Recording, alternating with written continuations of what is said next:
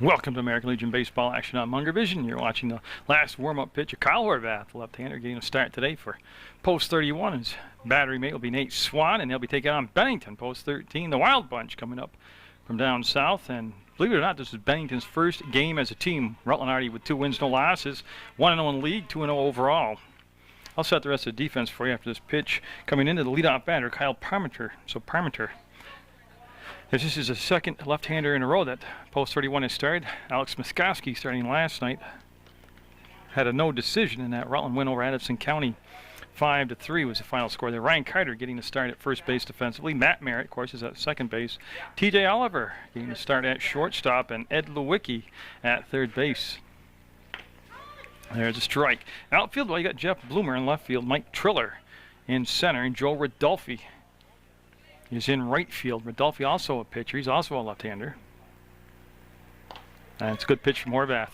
And the batting, we're already with Kyle Parmenter at the plate. Dylan Parmenter is on deck. They're cousins. Corey Armstrong batting 3, and Zach LeBaron is the cleanup batter, also the pitcher for Bennington. Very warm, very humid day. Temperature 81 at the start of the game time. The muted sun, and there is the threat of a shower later on. Don't forget, this is a 9-inning game, so we're going to be here a while. So settle in and get set for two and a half hours of taped baseball action. St. Peter's Field just in immaculate condition. The volunteer grounds crew here does a fantastic job. So Horvath in a 2-2 count. And that's going to be launched out toward the left fielder, and that's going to be Bloomer, and he'll have to make the catch, and he'll retire, the first batter on a fly ball to left field. So again, I just want to make sure I've got the right Bloomer. That's Jeff. Yep. Now Dylan Parmenter up, and he's going to be the third baseman defensively when Bennington gets out in the plate. So Horvath retires that leadoff batter. Well, great pitch right there for a strike. Well, going over the game last night, Addison County, that 5-3 win Rutland had. First thing that jumps out foremost was the defense was just immaculate. Just like the field, they were no errors in the game. There's 2 down now on that ground out down to Matt Merritt. He'll flip it over to Ryan Carter, and that'll be a 4-3 ground out. 2 down, nobody on base for Corey Armstrong. But yeah, Rutland making a couple double plays last night. Just a typical great catch by Rob Dorian in center field, and again, no errors. They played a clean ball game. That one came inside a little bit too far. And I do have the schedule today, so I'll be able to tell you.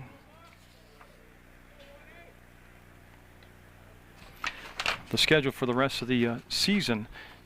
And what I'll probably do is just talk about the home games for you. The next home game is against Chester. That's going to be June 25th. So June 25th is a home game against Chester, Vermont, right here, and that's a 5:30 start time.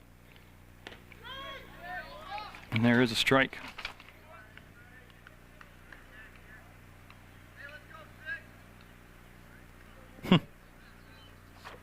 I was just reading the program. I hadn't read a program before, like the public gets. They're advertising for commercial sales on another sports network. I don't know. First time I've seen that for a non-profit event. I don't think that's going to be a strike. No, it'll be a ball, and he'll walk him. So we'll have our first base runner. With 2 down, Armstrong will draw the walk, and Zach LeBaron up now. I said he'll be the pitcher today for Bennington. He's got a chance. Actually, I taped him earlier this year with MAU here against MSJ. Very good pitcher, good hitter, good all-around baseball player, good athlete. So he's going to be lefty against lefty here. It's a pretty wide open stance by LeBaron. Oh, yeah, Horvath kind of looking in on where that was. Caught the plate, if anything, maybe a tad bit low last night. That would have been a strike. So like it or not, I mean, you have to figure out what the strike zone is from umpire to umpire, which is only natural. It happens that way in the major leagues, but it takes an inning or two for the catcher and the pitcher to kind of figure out what's going to work for him today in what will be the strike zone, and same thing as the hitter goes. So and that's a great pitch, low outside corner. 2-1 is the count. 2 down, 1 on. Armstrong being held on first base by Ryan Carter, and so far very short leads And it's going to be brought over. And Carter will get it, flip it, and get him. Yes, a little dance over there, a little tiptoeing, but Horvath got the bag, and that's going to be the inning. We'll come to the bottom of the first, scoreless. So trying to get the offense going. Be Joe Rodolfi leading off, then Matt Merritt in number 2 spot. Jeff Bloomer batting third, and Ryan Carter is the cleanup batter. And LeBaron on the mound, Zach LeBaron, and that's going to be a strike. Throws hard, got good velocity on his pitches. Dan Zacharuski is the catcher, and that'll be the battery for Bennington. And that pitch called a strike, and 0-1. And that's going to be one of those breaking balls. Will slide outside. Corey Armstrong defensively is at first base. Nick Lloyd is at second. Kyle Primeter is the shortstop. Dylan Primeter is at third base. I'll set the outfield for you. I'll let LeBaron get this pitch in there. And, right on the edge of the plate. You see Rodolfi taking a little walk after that. I'm not sure he thought that caught the corner, but got Curtis Janellis in right field. Dan Pearson center. And Dan Krebs is the left fielder. And that's the defense for Bennington. And he'll retire. Leadoff batter on a sweeping curveball. Matt Merritt up. Don't forget, we're on Channel 15. We're also on the internet on Channel 15. You can go to www.pegtv.com, click Video on Demand, and absolutely free service. You get to watch American Legion Baseball Post 31 anywhere in the universe, anytime you want on your computer. And the other beautiful thing, too, as opposed to other sports outlets that cover this stuff, is we'll show it 5, 6, 7, 8, 9 times throughout the like I'll hand this game in Monday. Tom Leopold will put it on a couple times during the week, put it on several times on Saturday. The following week he'll play it again. So you get this is the best exposure Post 31 can get, and it's absolutely free, and it's not infringing on making money off the athletes and selling advertising space. And I don't think anybody really gets that. What a valuable, free, the best exposure service public access sports is. Oh, great pitch. Just couldn't catch up to it. Location was dandy also.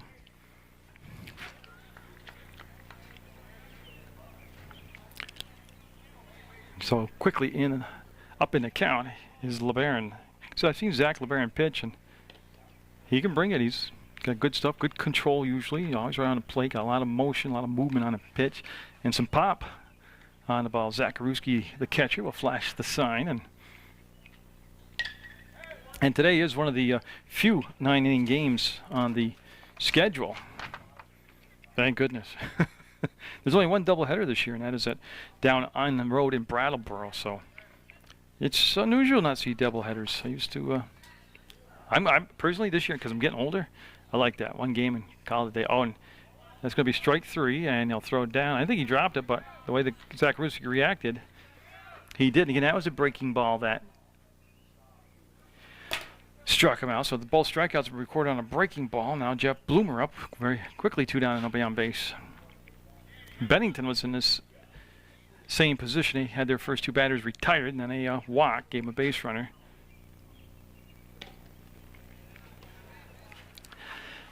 And just a little bit too far inside. Outfield, well, I got to tell you the truth, I think they're playing real deep. Bloomer had a excellent game last night. It was part of a double play with his brother, turning a double play defensively. Made a nice adjustment on the ball in left field to make a catch. A crucial time in the ball game. And that one elevated high out of the strike zone. Like I said, this is a fielder's sky today. It's a cloudy, muted sky today, and I don't think much of a breeze, if any breeze at all, to talk of. So we just keep the showers away for 2.5, 3 hours. We'll be in good shape. And a good eye by Bloomer right there will get the ball to count to a 3-ball, 1-strike count. Ryan Carter on deck. And there was no home runs last night hit by Post 31. But I'll tell you, Mitch Blair for Post 31 drove it to the deepest part of the field and literally was inches from getting a home run. Any other part of the ball field, it would have been gone. So full count. And he will strike out the side. That time it was the high rising fastball, and it'll be scoreless going into the second. And Curtis Jelinas up first here for Bennington. We've seen an abundance of left-handed pitching and left-handed hitting so far early in the season. And not only did they have location right there, they had some pop on the ball. Nice pitch by Horvath. He's going to be looking at Krebs next, and Dan Pierce batting number 3 in this inning for Bennington, the Wild Bunch, post 13. To the backstop, and that'll be an obvious ball. Nate Swan, the starting catcher last night, getting the start again behind the plate today. Had an excellent ball game last night. Defensively, Swan did. Especially with Muskoski, the lead starting pitcher. Well, that's going to be a gapper. That's going to roll, and it's going to be at least 2, and they're hollering 3 to him, and he's going to hold up. Yep. Going to be happy, John Smith, with a double. So the second base runner this afternoon for Bennington, this time with the game's first hit, official hit, and it was the left center field gap. Pitch was up in the strike zone. He just fought it off and went to the opposite field in the gap. Now Krebs up. We'll see what Bennington wants to do as far as base running here. Again, Lewicki's at third. Oliver is at short. Merritt's your second baseman, and Carter at first. Strong arms in the outfield. Triller in center. Rodolfi in right, and Bloomer in left. And they've just recently mowed the grass here, so the ball will get to the outfielders quickly here. Again, beautiful condition the field is down here. Yeah, this November. I know it seems like a long way off, but it'll be here before you know it. And with the holiday season, November, December, you want to really make your plans early. But I believe it's November 27th, 28th at the Paramount Theater. Rusty DeWeese, the logger. Going to do a couple of shows, and I'll tell you, if you've never seen Rusty, first of all, the Paramount Theater is a beautiful place to go watch an event, but Rusty is a poignant, funny guy and worth going down to watch. That's coming up in November, so make your holiday plans early. Make sure that it's included in it. So Horvath with a 3-1 count, working in a little tight situation here. He's got the leadoff batter on via a double, and again, Swan right there with a great block. It is ball 4, but don't forget the runner at second can go by on a wild pitch. So a double and a walk, and now Dan Pierce up for the first time, the center fielder.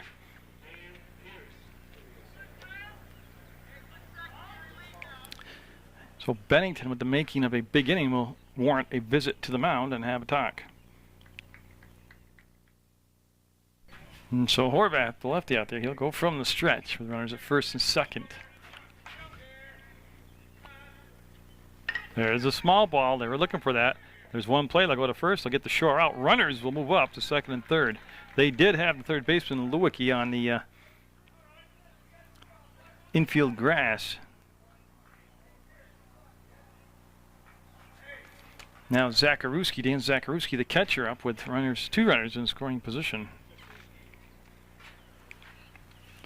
So Zacharewski looking for the game's first run. And it also would be Bennington's first RBI of the season.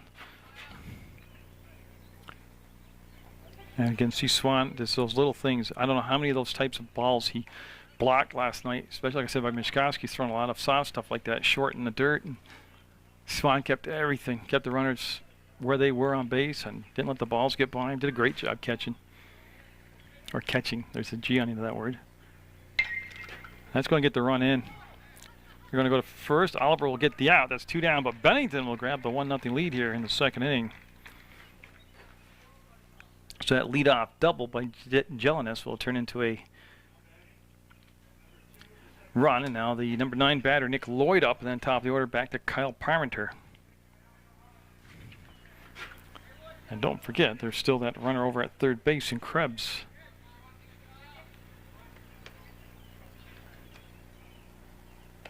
And Horvath will get the high strike called this time. Got some Proctor Little League or Youth League, Proctor Youth League playoff action coming up for you on Munger Vision. And it's going to be pulled over to third base. Charged Lewicki with the ball to throw, and did Carter tag him? I'm waiting for the call. No, he came down. I thought he was going to pull it off. He came down trying to sweep tag the runner, so an error on Lewicki, and that allowed the second run to score. Yeah, now Parmenter up. He flied out to Bloomer. His first time up as they're getting a second look now at Horvath through the order. It's 2-0. Bennington's got the lead, and there's a strike on the outside corner. Well, you start going through it, it was a double, a walk, a sacrifice, and a ground out, then an error, and that's how they pretty much generated their 2 runs. There's Horvath. The runner was going, and Horvath the first. That's it. It'll be 2-0 Bennington with the lead going into the bottom of the second from St. Peter's Field. So Zach LeBaron, who struck out the side in the first, will be looking at the cleanup batter, Ryan Carter. Carter will waste no time. That's going to drop in. No, nice running catch over there. Got to jump on the ball with Jelinas and took it just about knee high, and that's 1 pitch, 1 out. Ball slicing away. Now Triller up. Triller had the game-winning RBI last night against Addison County. These are 2 old rivals right here, Bennington and Rutland.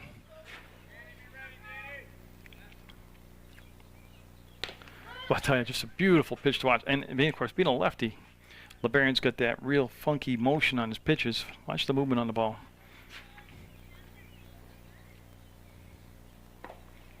You see Zach Karuski slide out to his left to make the block of the ball. We'll have an even count at 1 ball, 1 strike. TJ Oliver on deck for post 31, who sent 4 batters to the plate, and they've all been retired right now.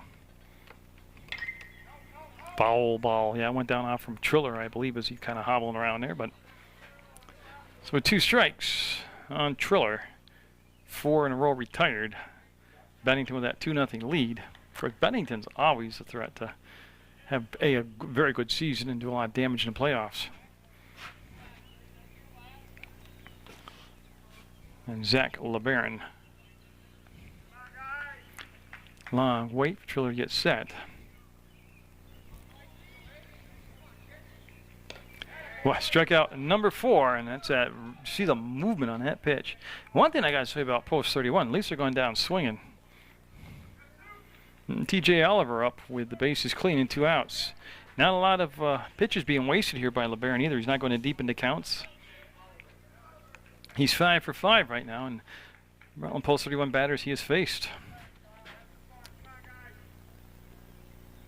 Well, elevated the fastball, and Oliver was a big guy.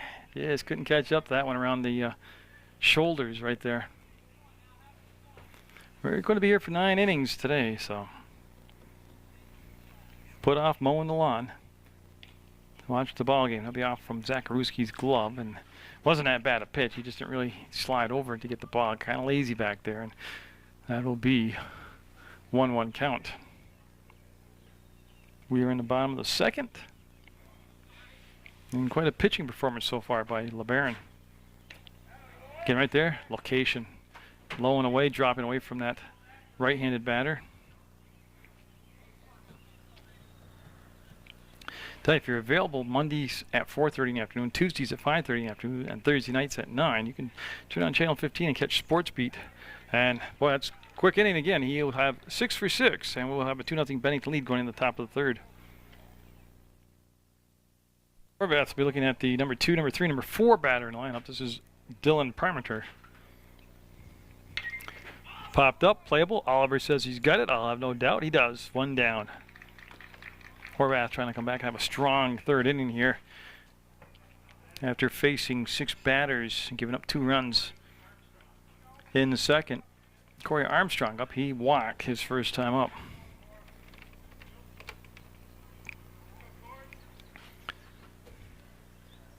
Horvath. A nice flowing motion. He's got good stop points on his checklist through his mechanics if you watch him.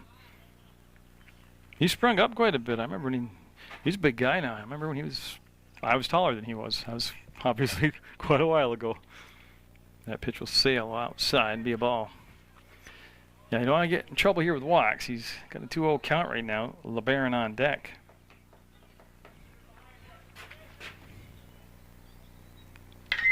That one is cranked. That's cranked, that's cranked, that's cranked, that's cranked, and that's going to be dropping in front of the wall. Picked up by Bloomer, and that's going to be the second double of the ball game for Bennington. So that ball, I got a wide shot because I thought it was going to be over the, had an opportunity to go over the fence. So that'll be his first official hit there with a double to left field. Now LeBaron up, he grounded out to the first baseman who flipped it to the pitcher covering the bag.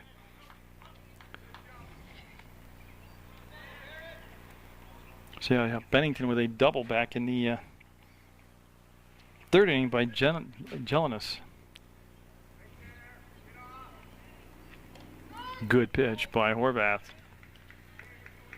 Now see how he reacts now to that long hit by Armstrong. LeBaron at the plate. Reached on the outside corner and will foul that up over the screen in the backstop onto River Street. Tell you what, there's a motorcycle that was going down the street that stopped and the ball landed about 2 feet in front of him. He was tracking the ball like an outfielder. Nice job by the motorcyclist. So an 0-2 count, and trying to go curveball, came in high. Outfield right now, well, playing pretty much straight away, maybe shading a little bit toward the first baseline, but ever so slight for a left-handed batter with such an open stance. That's where you want to stay, down that outside corner. Make him reach for it. Let him get the power behind the ball, behind the swing. So a 2-2 count with 1 out and a runner at second. That's going to stay fair. That's going to be a tough play. Lewicki with the throw, and no, he will be safe. Runner will go to third, and that was just hit the right pace at the right place, and everything about it was just going to be trouble for post 31. That'll be an infield single. So Janellis up now. I think I pronounced his name wrong before, but it's Janellis. He's had a double, and he has scored a run, and he's got an opportunity to drive in. Run here, as you can see them moving the infield back to double play depth, and runners at first and third. See if Bennington wants to let that runner loose at first. See if send him on a steal a second, or at least hit and run with him. They come in to pick off, but don't forget it could be a design pickle because there's a runner at third. There's the tag, and the runner stayed at third. No, he'll score. So yeah, a designed. In my opinion, that was all by design to score the run. And Armstrong will score. They'll get the out.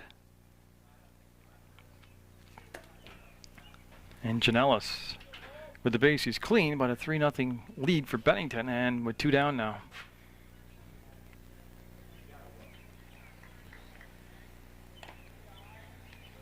I was listening to all the chatter going on in the infield. I'm not saying it didn't happen, but I never heard anybody really communicate that the runner broke from third base to home.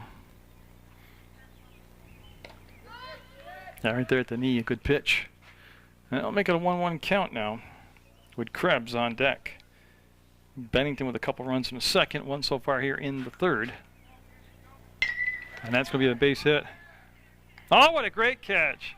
Bloomer came on to make a great catch to end the inning as he came to a sliding stop and robbed him of at least a single. Gets by him at least a double, but they'll pick up a run. It'll be 3-0 Bennington going into the bottom of the third. And LeBaron's first pitch of the third will be a strike. Got 5 strikeouts. The only out that wasn't a strikeout, Ryan Carter flied out to right field. Lewicki is at the plate, and he'll look at ball 1-1 to count. So 6 for 6. First 6 batters that LeBaron's faced. He is retired, and he's looking at the 7, 8, 9 portion of the order. Great pitch. Just reared back and fired it right there. And Rutland is using a DH. Sam Major is the DH they batting for Horvath, the pitcher. Yeah, so it's Lewicki up now, then Major, then Swan. And that will be in the dirt. One of the rare misfires today by LeBaron, and that'll make it a 2-2 count. Like I said, I tell you, I got some Proctor Youth League playoff action coming up for you at later dates on Channel 15. It's been good action to watch, and they're in the playoffs now. Fouled into the screen. Late swing on it, fouled it back. This crowd filtering a little bit late here, but starting to fill in. Not where I'd like to see it. I'd like to see a lot more people here for these Legion baseball games, but it'll tail away, and I believe, to me, this is the first full count that LeBaron's gone to. See if he just comes home with the fastball here with the full count. He did. Struck him out. Just elevated a little bit. Again, they're going to go down swinging. That's 6 strikeouts and 7 batters he faced. D8 Sam Major up.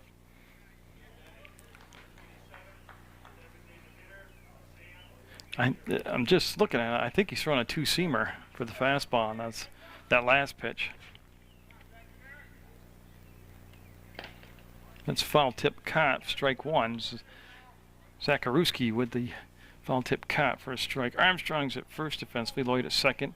Parmenter and Parmenter at short and at third. Genelis, Pierce, and Krebs, the outfield.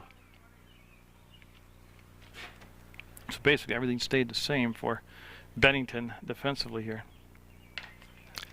And that's going to be a out. That's never called foul. I think it was a fair ball, and it is.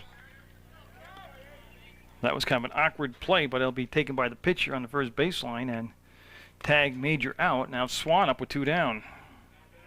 So looking to go through the order the first time through. Oh, we see LeBaron kind of sitting there. I don't know if he got injured or winded or just felt like squatting. They're trying to go 9 for 9 and retire the Rosti batting order in order the first time through. There's a strike to Nate Swan. So that means Rodolfi at the top of the order is on deck if they do extend it to another batter here. And that's low and outside and fouled it off. Well, 6 strikeouts so far. He's up 0-2 in the count right now. And that's a great job with 2 strikes right there of getting the bat on the ball, living a swing at a pitch maybe more in his comfort zone. So we stay at 0-2. Getting LeBaron pitching at a nice pace, not really rushing between pitch. There's the game's first base hit for Rutland. It'll come with 2 down here as Swan, just good patience. Pitch stayed up in the strike zone out over the sweet spot, and he was able to pull it through the hole at short. So that will end the no-hit bid here in the bottom of the third. Now Rodolfi up, he struck out back in the first. So he had retired 8 in a row. Now see if they want to try to get their offense jump started here with a stolen base. They'll make the throw to first and out of play. Dead ball was an errant throw to first, and that'll allow Swan to go down into scoring position at second base.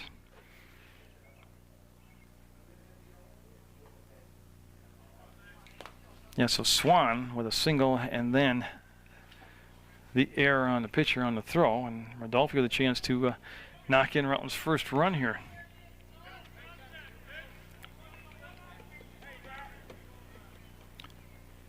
And see him looking long, signs this time by Zacharuski. Now, see, they couldn't get on the same page. He shook him off twice, and now Zacharuski can come out and talk to him. So he was just hypothetically thinking about what Zacharuski on his muggy, warm days, saying it's very hot without his catcher's equipment on. I'm squatting behind the plate. Don't shake me off. Whatever I put down, we want to get this thing moving. Just pitch what I tell you to. If you pitchers think they call their game, they don't. Catchers do.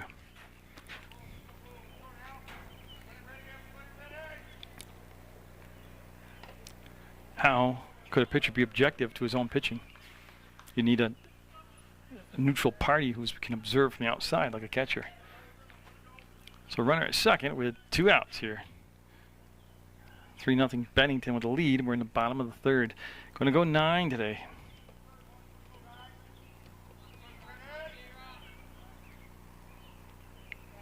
Again, from the stretch, you see him kind of check the runner back to second. Well, not kind of. Oh, what a generous strike. What a generous strike that was. Oh, the catcher didn't even try to pull the ball back in to frame it. He was so outside.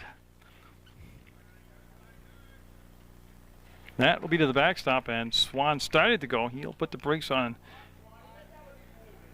and scramble back to second. So again, looking at a 2-ball, 1-strike count. To the leadoff batter, number 1 batter in the order, Joe Rodolfi. Now this is his second look at LeBaron here.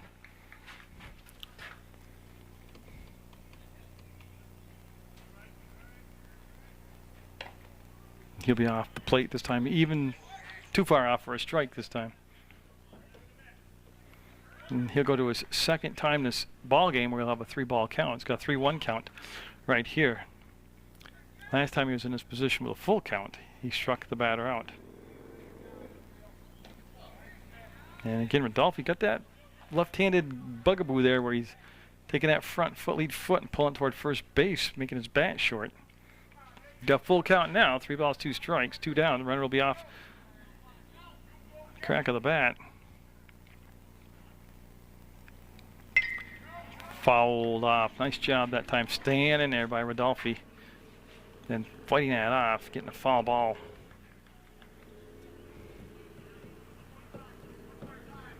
So we'll just reset and go again. Runner back at second. Swan got the game's first hit for Rutland this inning. Got a single. And they tried to pick him off on a throw to first. There was an error. He's able to go to second. And foul tip caught. Strike 3. 7 strikeouts. That'll end the inning. Strand runner at second. We'll stay 3-0 Bennington going into the 4th. And Krebs, Dan Pierce, and Dan Zakarewski. So this will be an inning of Dans. 3 Dans in a row, and Horvath will miss with the ball. Krebs walked and scored back in the second inning. That's when Bennington got 2 of their 3 runs. We're in the 4th. And it's pretty obvious what the theme of the ball game is so far. It's Rutland trying to get a beat on the starting pitcher, Zach LeBaron, for Bennington, who's thrown a decent ball game. He's got 1 hitter going, 7 strikeouts through 3 full innings of work.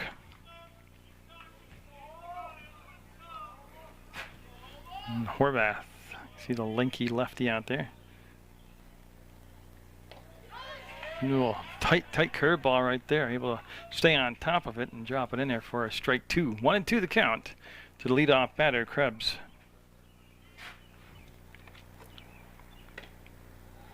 Missed high, maybe a little outside.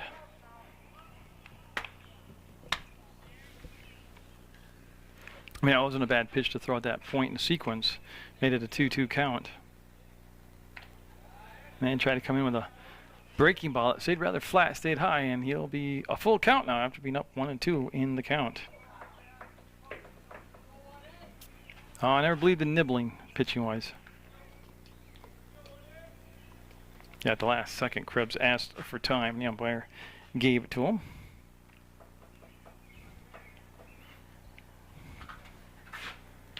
And he'll lose him after being ahead in the count, and he'll walk the leadoff batter. Now, something else you might want to check out is that Friday Night Live gig that they got going downtown Rutland. Lots of music, good music being played down there. Yeah, and Swan coming out to talk to Horvath now. Pierce up. He laid down a beautiful sacrifice bunt back in the second. And like I said, I'll put Zakarewski on deck. So from the stretch, once again, Horvath's been pitching from the stretch a lot here in the ball game. Now he'll throw a BB on an outside corner, get up in the count, 0-1. They have Carter over at first base defensively holding on. Krebs. Well, he's just about 5 steps off the bag, and a throw over to first, and that's just to keep the runner honest over there. That wasn't Horvath's best move.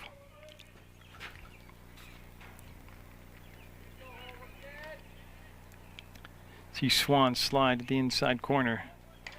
That was beautiful. He hit the target. They wanted to jam him on the inside, and they did, and he'll be fouled back.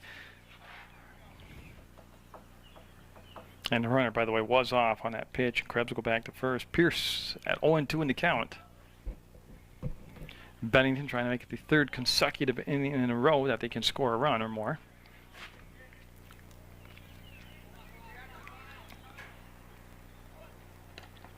Yeah, and the runner going, and Swan just didn't handle the ball clean. Really, it wasn't a bad location. He just didn't handle the ball clean. So Pierce will get that second base uncontested.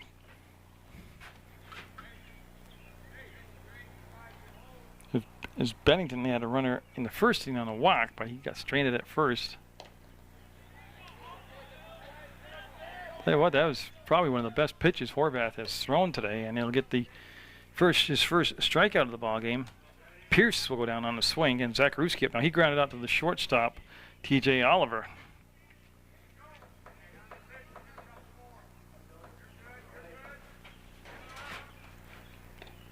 And he'll get the call there. Pitch almost knee-high, and that'll be strike one.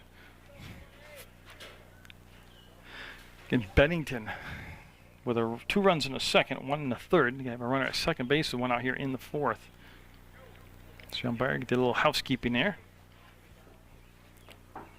And Zakaruski gets set to step in with Lloyd on deck, and Lloyd represents the number 9 spot in the order.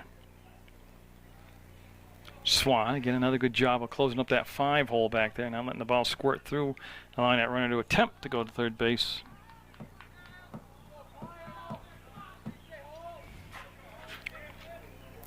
See Horvath with that long look in. Swan wants the outside corner. Oh, see Swan hold it. Catcher wanted that one. He thought he had gotten himself a strike. It'll be 2 balls and 1 strike down. Yeah, that website again is www.pegtv.com. Click a video on demand, follow a few instructions, and you can watch Channel 15 programming. Almost look exactly like the other pitch. This time a strike though. Now you can click the program or the game wherever you want to watch, anywhere in the universe, and you can watch local sports over and over and over again free on PEGTV. Well, he just stayed back long enough to fall off that breaking ball. And we'll have a 2-2 count now. A big out here. If he gets the out here without letting the runner move up to third, that would make him 2 down. And Swan this time will inch over to the inside, and runner goes. Throw coming down is going to be late. A nice block down there by Lewicki. He knew he wasn't going to get the runner, so he wanted to just make sure that ball didn't end up in left field. I like that. I like that aggressive base running like that by Bennington. Now with a full count, a deep enough fly ball, a slow enough ground ball, an error, a base hit, you'll score that runner from third.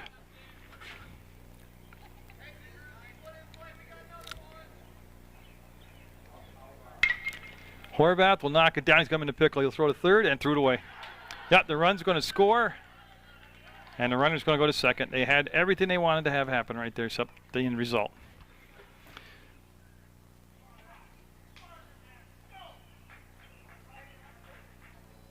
Yeah, the hard shot came right back. Great job of fielding the ball by Horvath. I mean, that was just great reaction to field it. And then he threw the ball away to third base, out into the bleachers, run scored. That's the 3rd consecutive inning that Bennington has scored a run, and they're still only, they didn't even get the out even, so they're still just 1 out. 4-0 Bennington. Oliver backing up on the outfield grass will make the call, make the catch. That's out number 2. In my opinion, that should have been the 3rd out. So last night, a lot of intensity in that ball game, and they've yet to really Pulse 31 to show that type of intensity here so far today. Back-to-back games. Kyle Parmenter up now. He is 0 for 2 from the leadoff spot.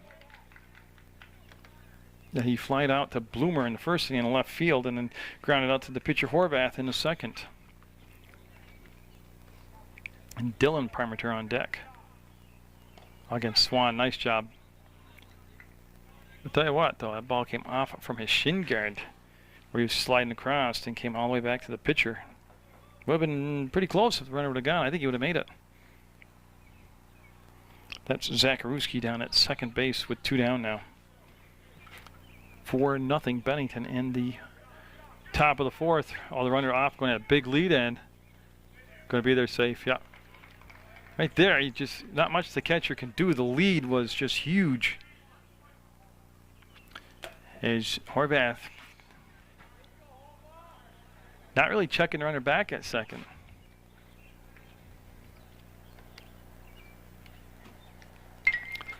That's going to be back to the pitcher for out number 3. He'll get it. Bennington on a 4-0 lead going into the bottom of the 4th on Munger vision. So the 1-hitter and 7 strikeouts going for him. LeBaron's first pitch to Merritt. It's going to be down the first baseline and foul. And Nate Swan's got the only base hit in the ball game for Rutland. There's been no walks issued.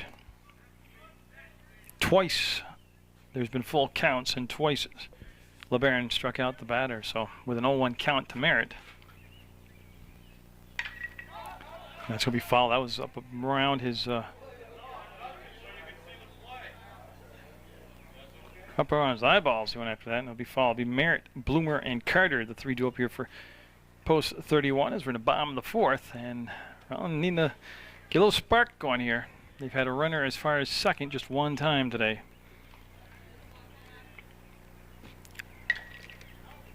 That's going to be a foul ball. Well, Bennington just seemed a little more fired up at the start of the ball game. And they've been a very good-looking team out there in the field. Like I said, 7 of the 10 outs have been recorded on the strikeout by the pitcher, so that never hurt either.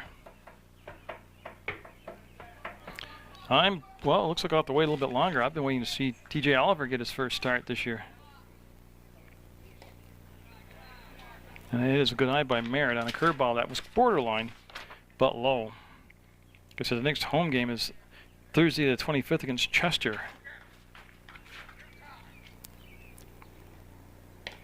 He could not hold up. He went down swinging on strikeout number 8. That's the second time Merritt has struck out today. And so for the 4th consecutive inning in a row, LeBaron eliminates the leadoff batter. Now Bloomer up. He's only been up once. He struck out back in the first. Remember in that first inning, LeBaron struck out the side. Foul ball.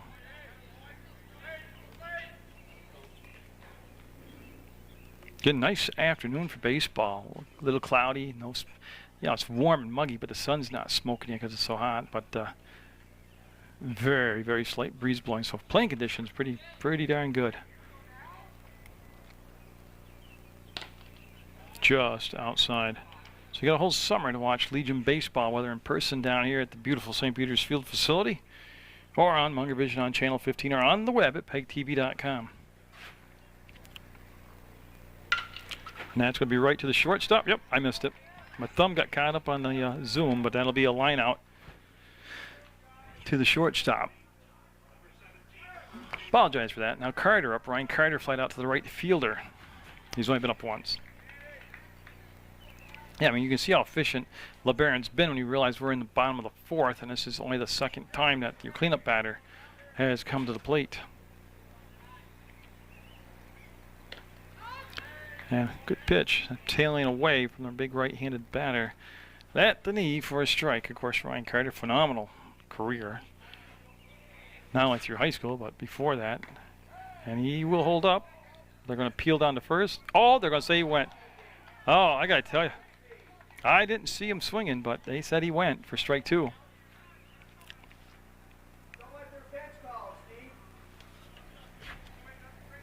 So big change right there from 1-1 to an 0-2 count. And I'll tell you what, that blew out the strike zone. I think it had some pop on it. It was above his head when he finished, but he put a little extra garlic on that pitch. So a 1-2 count, and he's going to come in. Beautiful. Oh my God, I don't know how he didn't get it. You see him jumping on the mound, I got to tell you. I honestly, I'm a huge Ryan Carter fan. I don't know how that wasn't strike 3. I don't know how you take that pitch for 2 strikes. He'll work it to a full count now at 3 balls, 2 strikes. So the 3rd time today that LeBaron's gone to a full count. He was able to retire the last 2 full counts on strikeouts.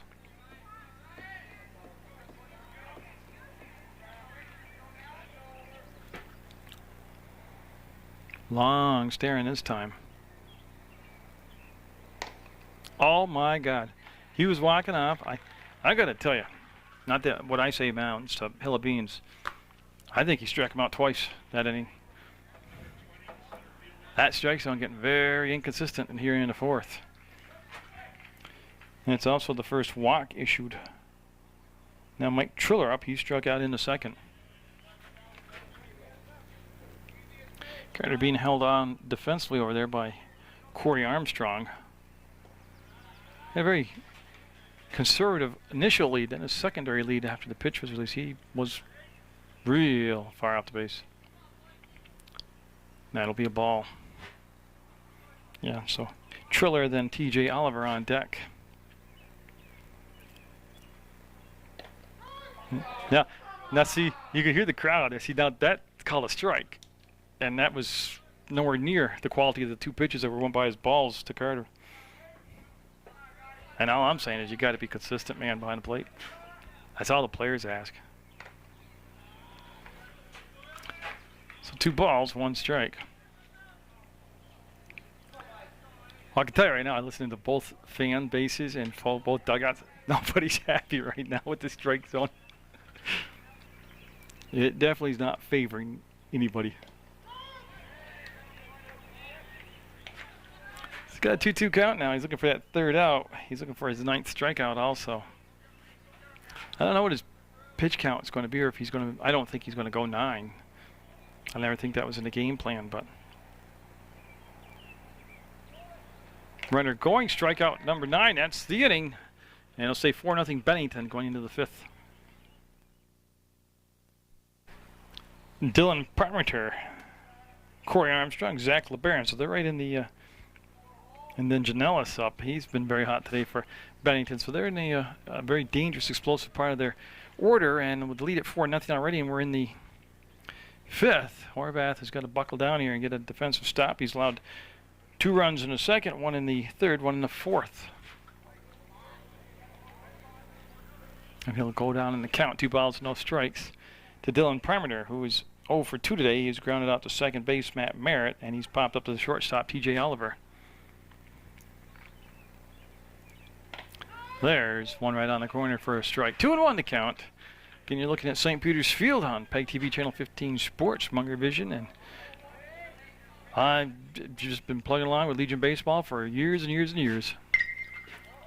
And that looks like it's going to be playable. Carter locates it, tracks it, and catches it. So the big guy at first base will make the grab for the 1st out. So that will become an 0 for 3 day for Parmenter so far. Corey Armstrong up. He's walked and doubled. He has scored a run also. He defensively is the first baseman for Bennington. Which, yeah, I was informed, this is their first game as a team, post-team. That'll be out of the, out of the strike zone for a ball. But again, I mean, they've got a lot of components that are used to playing MAU ball, high school ball together. So it is a deal, but it's not a deal that this is their first game. Yeah, Horvath right there with a long look in on that no strike call.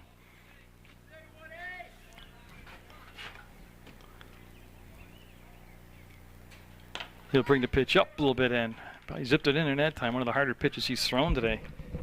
And right there for a 2-1 count.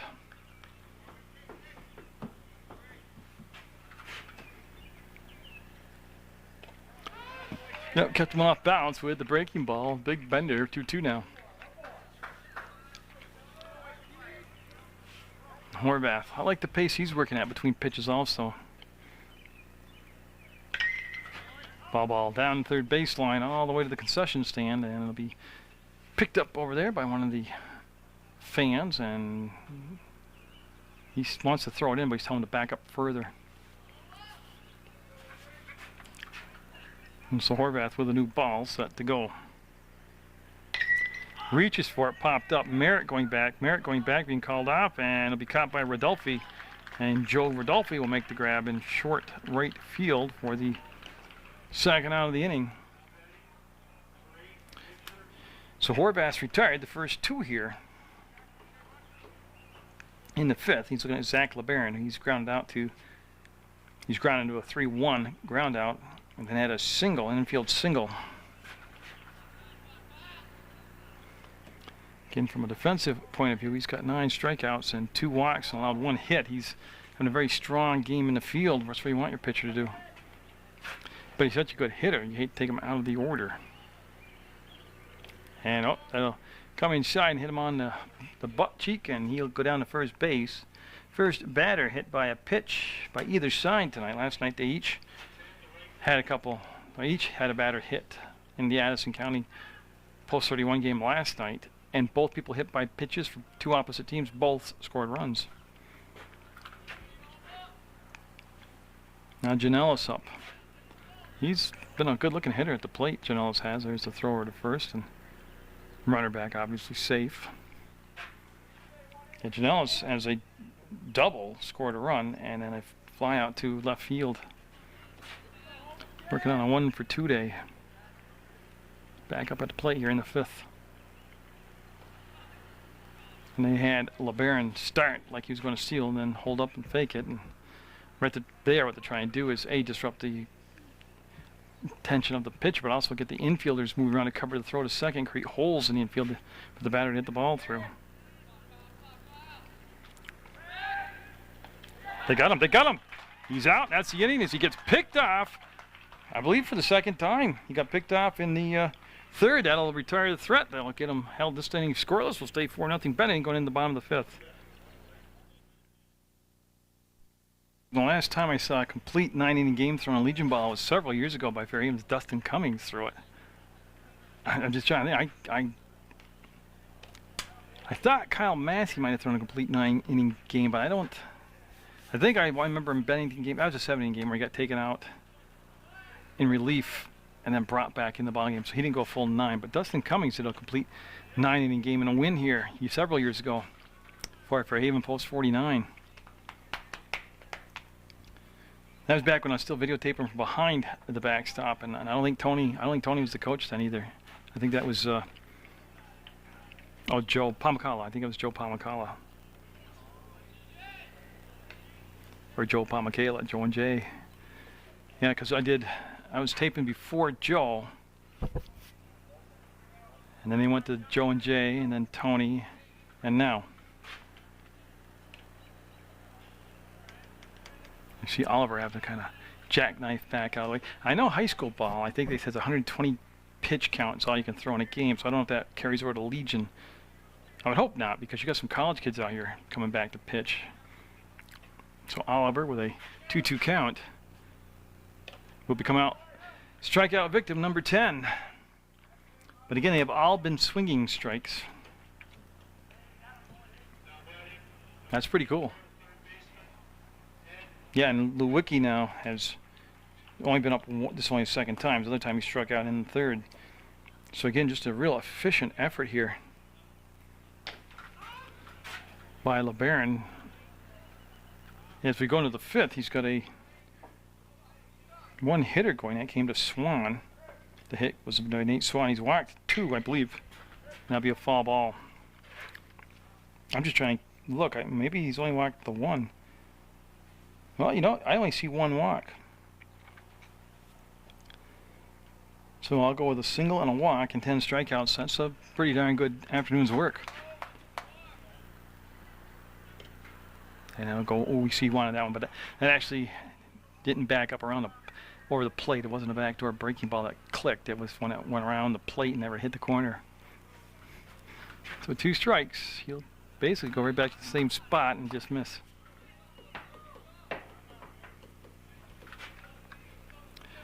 See right now, LeBaron, I don't think he's tired. He's more just right there trying to figure out what he wants to throw after he missed those last 2 pitches. 2-2 the count.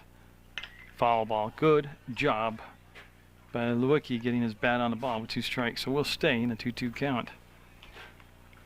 Yeah, the base runner came way back in the 3rd inning on the single, and then we had the walk to Carter, and he got stranded at first base. Just a combination of velocity and movement on the ball, and just the way he's setting them up. He'll drop strike 3, and he'll just toss down, and boom, strikeout number 11 in the book.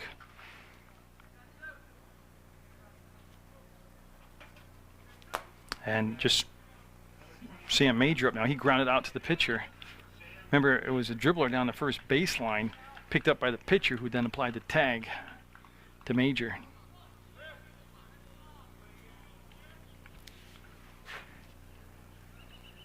And that time he went away, but too far away from Major. First year of Legion ball for Mr. Major. Real good athlete, this guy is. And he'll just miss inside. That pitch nowhere near as close as Major's body language would indicate.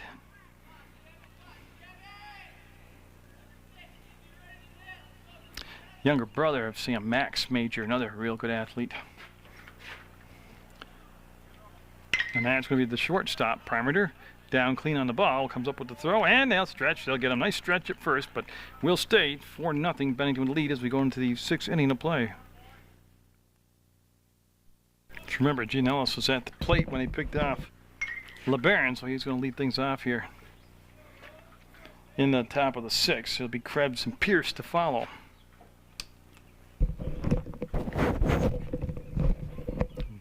Again, LeBaron just cruising along for post 13 today from his pitcher's position. Horvath will miss with that pitch. Horvath with the 1 strikeout today. Had the 1-hit batter back in the 5th inning. So retrieve the ball and bring it back in to the pitcher Horvath. So Gianellis.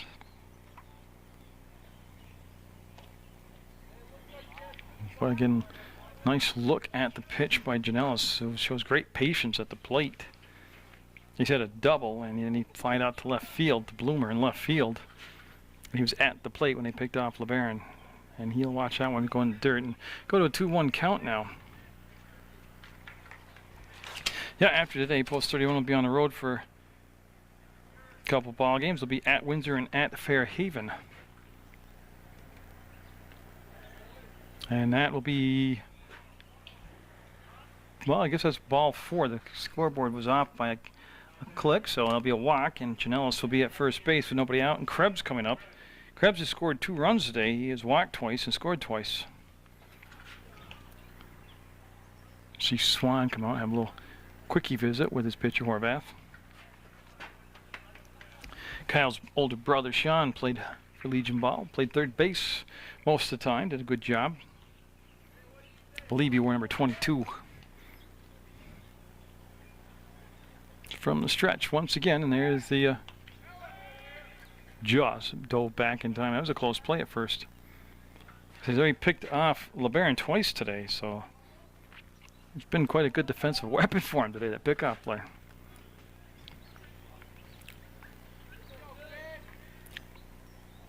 He's going to go back to third again, and Janellis this time much sooner broke for the bag this time.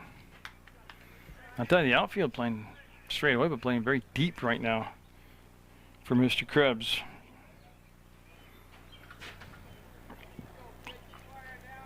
Again, Bennington is just kind of methodical today.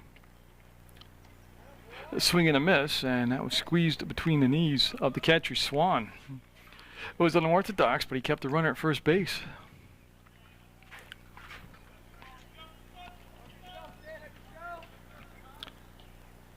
So again, as we're going to the 6th, we're going to go 9 today. Runner goes, ball fouled.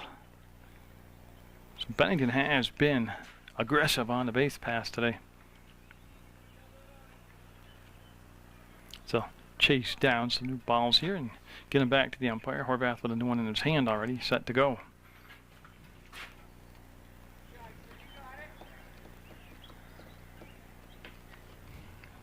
A little bit more deliberate pace this inning. Whoops. I went too far on the pan that time. Sorry about that. Besides, the runner ran by the bag and been out. I'll try to be a little more on top of things on the camera. And there goes the runner on that wild pitch. He'll be down at second base now.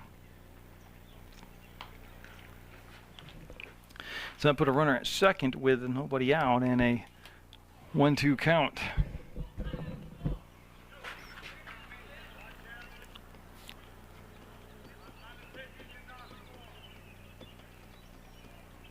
So like I said, as the game's worn along, the pace has slowed down a little bit here for Horvath, and he will get him looking at strike 3 on the big curveball.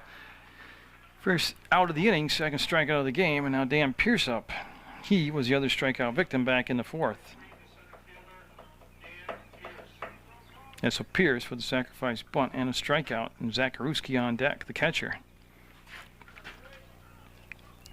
And PEGTV every Saturday afternoon at 4 o'clock. They start with games of the week. That's going to be a base hit. Rodolphe's going to charge it. He's going to set himself. He's going to bring it home, and Swan will catch it, and the runner will stay at third base. Good arm by Rodolphe. You see the throw right on the mark to the catcher. It's first and third from Zakarewski up. He's grounded out to the shortstop, Oliver, and reached on a fielder's choice.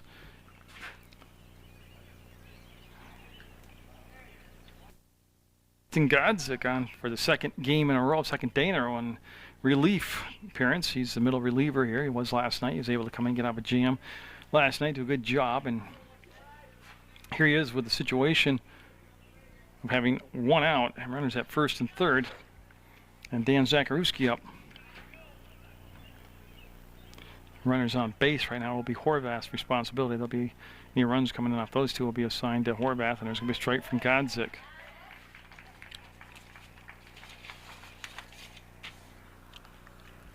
And see Swan coming out to talk to him. I don't know if there's a cross up on the sign right there. I'm going to be very surprised if Bennington doesn't try to send the runner on a steal from first to second. Your front will even throw down. I would. That's what you got catcher for. Or if they'll try the double, you know, after they do commit to the throw down to second, will they release the runner from third? Right now, they have the potential of a big inning cooking with just the one down in first and third. As you can see the old... No, I've seen that work. That's why I can't knock it. But you fake to third and then spin around and fake to first. And Zakarewski just waits for the pitch to come to him. And it's a different move to first right there. Almost like a jump pass right there.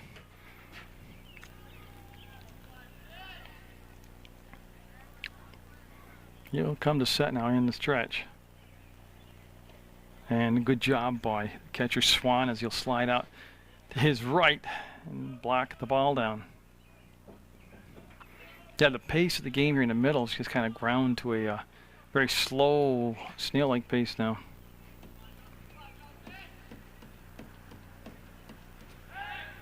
There's the throw to first again, and runner back well ahead of the throw.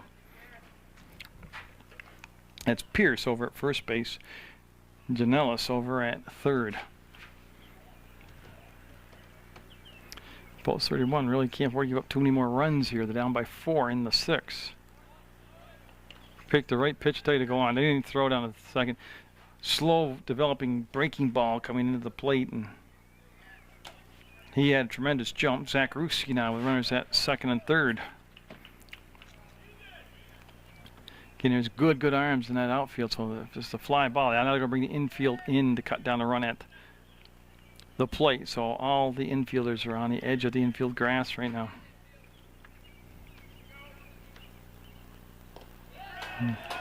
That was quite the looked just like the pitch he threw last night to end the inning. He came on in relief, but that's going to be his first strikeout of the ball game, second out of the inning. That's a big one because the runners can't move up on that particular out. Now Nick Lloyd up. He's reached on an error and popped up to the shortstop, TJ Oliver. So Justin Godzik trying to keep the score where it's in right now at 4-0. And he's just one batter away from pulling that off. Came in and inherited a first and third situation. He's got a second and third situation now. See him come to set and look at the runners, and he's seems to have that particular pitch down, had the batter way out in front of that on the swing, and it'll be a 1-1 count now. Then you got the concert series up at Rutland City Park. That happens once a week, and they announce it in the paper, plus they put the sign out in front of the park. That's always a free, cool thing to do. And he'll freeze him on that curveball. And it'll be up now, 1 ball, 2 strikes. So yeah, there's plenty to do in the Rutland vicinity. And there really is nothing to get a hot summer day, and you go out and it gets cooler at night, and you go up there in the park and listen to some good music. I think that's sponsored by the rec department. Off the fist and foul. So we'll keep everything the way it is with runners at second and third with 2 down and a 1-2 count.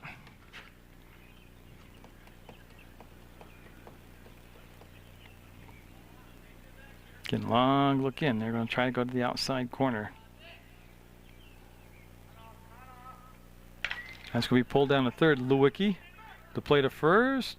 We'll get it. They did a good job. They didn't allow any runs that inning. They'll stay 4-0 going in the bottom of the 6th. Bennington with the lead.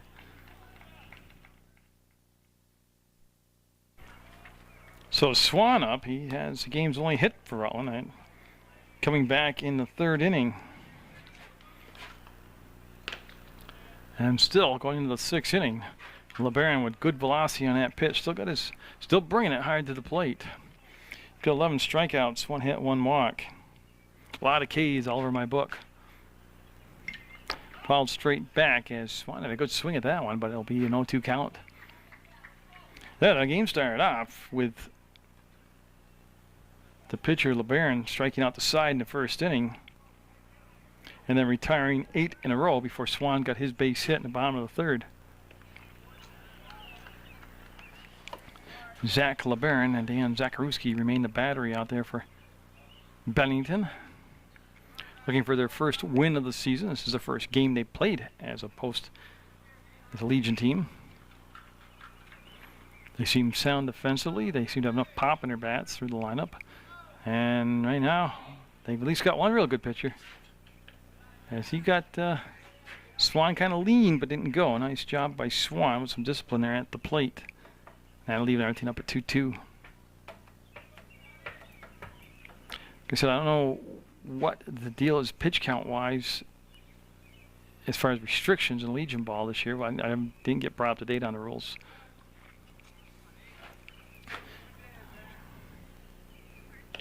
Oh. That was a tremendously close pitch to take with 2 strikes. So full count again with a 3-2 count.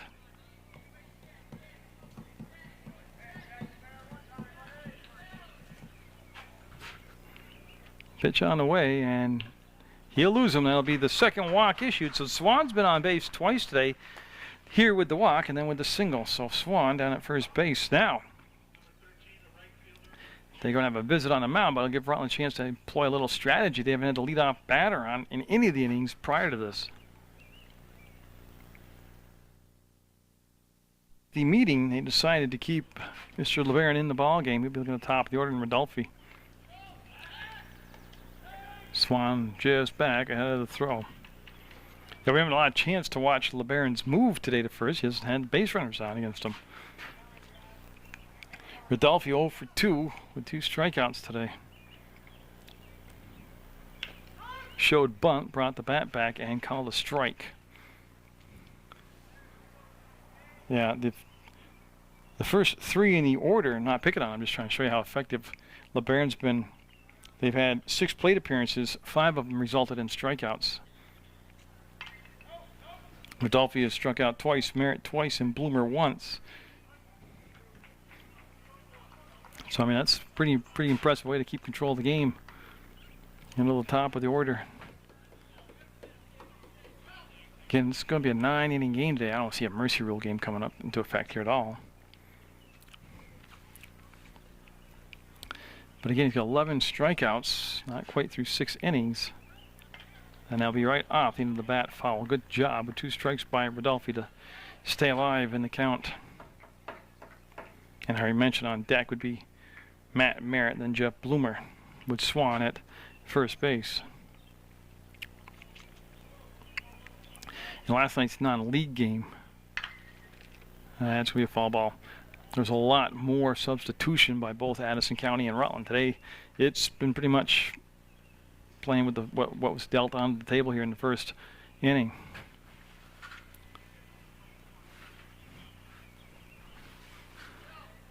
So again, long look in. You see the catcher Zakarewski getting situated now. That time he really telegraphed that move that time over to first, and could have been by design or whatever, but Swan easily back on the tag up.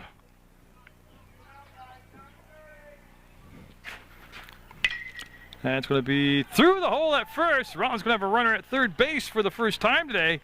Possibly going to score, and that's going to go into the bleachers, and they're going to break up the shutout on the errant throw. Swan will come in to score, and Rodolphe will go to third.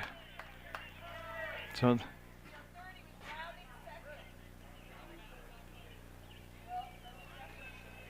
yeah, they're going to talk about it, but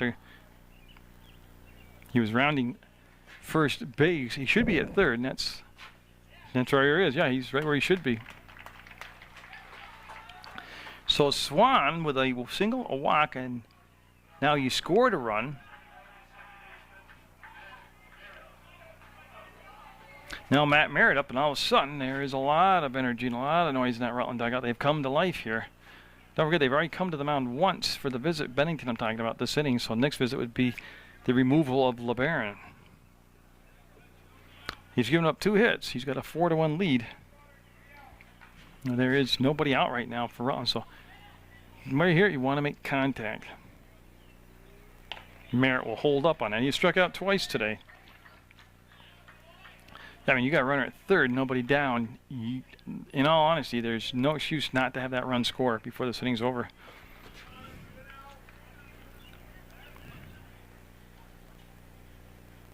Merritt, like that high one, will fall it back.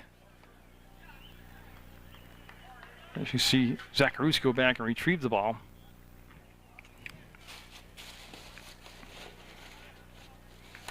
So again, 9-inning games, man, anything can happen.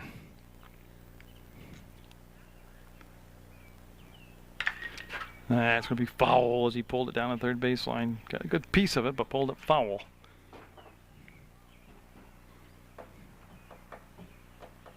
Yeah, so 11 strikeouts, 2 walks, 2 hits, 1 run.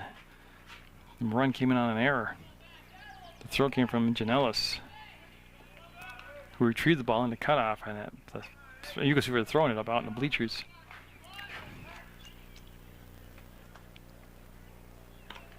And again, too far outside. Merritt, good eye, didn't go fishing for it, and he'll standing up there to get him the potential for an RBI down at third base in Rodolphe.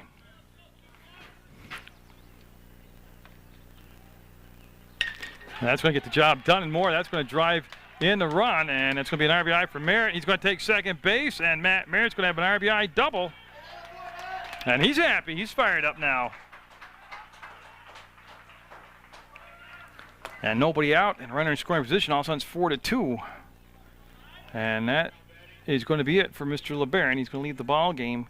He'll be responsible for the runner at second base, and he did a whale of a job as he will strike out 11, give up 3 hits and 2 walks and 2 runs. Jeff Bloomer up, new pitcher Corey Armstrong. Remember, he was at first base defensively. Now they moved him around. That's going to be a pop up to short and caught by Parmenter. There's the first out of the inning, and Merritt very alert back at the bag at second, did not get doubled up. Now Ryan Carter up. He is 0 for 1 today. He flied out to right field and he has walked. Yeah, that's what they did. Took LeBaron off the mound, put him at first base. Took Armstrong out from first base, put him on the mound. Bennington trying to hold on to that 4-2 lead. I am not sure what that was. That hit the face mask of the umpire. That was not caught by the catcher. Zacharuski just missed it, and yeah, they're checking with the umpire. You got it up in the shoulder area. Hopefully he'll be okay. And yeah, it was just, see the catcher talking to the pitcher. I'm not sure if he expected that particular pitch, Zacharuski, but he never reacted to the ball. He checks with the umpire, and he just went right by him, hit the umpire. Runner will go to third base on that crazy-looking sequence right there. So we're running at third with this 1 out. Personally, you should be able to get him in. And a strike called. Boy, big sweeping curveball.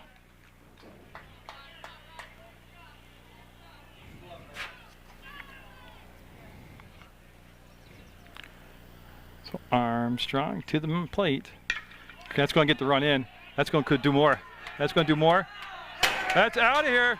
That's a home run by Carter. You see the ball right there in the bleachers.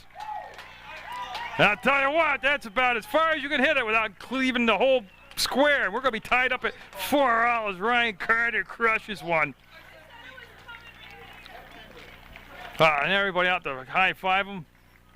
And we're going to be a 4-4 game. Armstrong responsible for the tying run. And run number 3 will go in the books to the starting pitcher, LeBaron, and Carter with 2 RBIs and just a tremendous home run. You can see where it landed in the bleachers. And Rutland's erased that 4-run deficit. We're tied up at 4. Mike Triller up. He struck out twice, but that was against LeBaron. He's facing Armstrong now. Oh, that thing was in the air a mile, coming right at me. And I was trying to see, I can't locate it in the sky with the camera. The iris will shut down. So I just try to follow the outfielder, which I was following Pierce, number 3 for Bennington. And then after that, I was just trying to locate how far up the bleachers that thing was going to land. Oh, just another signature home run by Ryan Carter. So all 4 of Rutland runs coming here in the 6th. They've tied the game up at 4-all. But doesn't it go away quick? LeBaron's just trucking along here in his ball game at 11 strikeouts. Retired the first 8 Rutland batters he faced. And then he walked leadoff batter here in the 6th, Nate Swan, and that kind of opened everything up. Oh, good pitch right there. I'll tell you what, that Rutland dugout is pretty juiced right now. It was quiet for almost 6 full innings, and it's up and buzzing now. Fouled off by Triller. Yeah, TJ Oliver on deck after Triller. There's still only the 1 out. Yeah, the walk to Swan, and then the RBI single by Rodolfi, and the RBI double by Merritt, and then Carter's 2-run homer. That's going to be a tough play. Parmenter. No, ball's dropped. Tell you what, Parmenter almost pulled that thing off.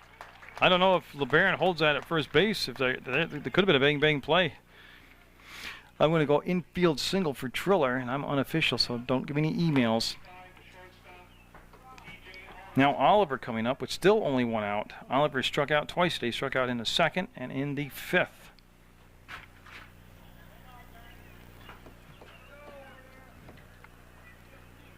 Here's Armstrong to the stretch. Triller, conservative lead over at first, and that pitch too far inside for a ball. Oh, what a hit by Carter. Jeez. That's getting the sweet spot right there on the bat. And I missed it, but because I was staying back, resting my feet, and I tell you what, that was a close play at first.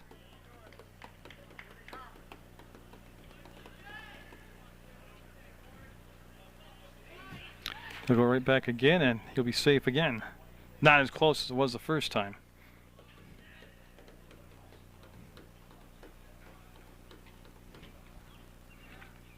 Triller. They said they got him. Well, I thought he came back just ahead of the tag, but nice sweep tag by LeBaron, and Triller will be picked off from first base. That will be out, number 2.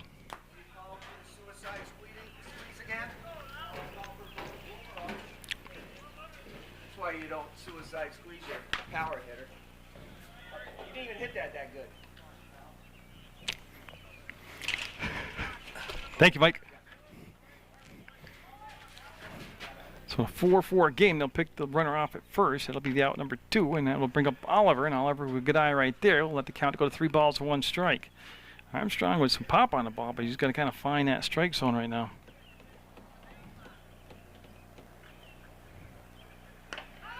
That one right there. Nice pitch by Armstrong. He is the 7th batter to come to the plate here in the 6th. I've seen Rutland score 4 runs.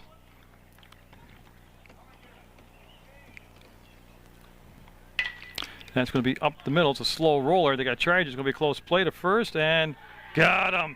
The damage done. The big blast. A 2-run homer by Ryan Carter. We're tied at 4 going into the 7th. Zick will go into the 7th inning pitching for Rutland. 4-4 game, and then you have Rob Dorian in center field coming off for defensive change, and Jeff Perry going to take the wiki spot at third base. Those are the changes. Perry at third and Dorian at the center field position last night, where he made just one of many in his career. It's beautiful catch, just a tremendous catch last night.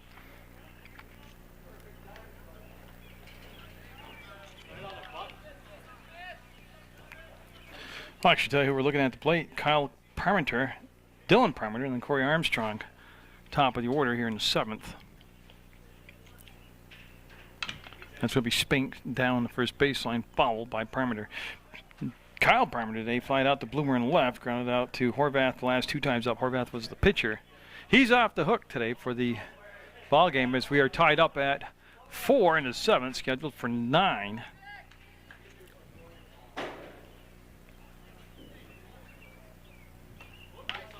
And boy, there's that. That's his signature pitch in the 2 games that I've watched. That's been his bread and butter pitch right there. So now a 1-2 count. They would like to keep that leadoff batter off base. Does change the dynamic of an inning. That's lifted to center field, and Dorian put it into action right away. Will just effortlessly glide in and make the catch. They will retire that leadoff batter. That's something they were having a problem with today.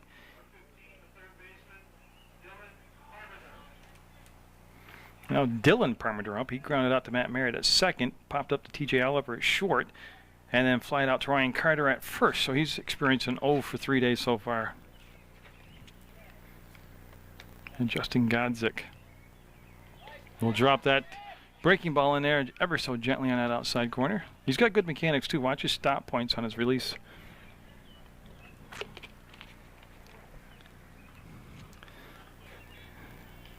He'll pitch from the full windup course with nobody on base. He almost brought that back inside. That will miss, though, and it'll be a 1-1 count. Like I told you, they got a schedule here, and the next home game is Thursday, June 25th against Chester, 5:30 start time. That's going to be to Carter. He'll take it unassisted, step on the bag, and there'll be 2 down here. Of course, Carter, everybody talks about his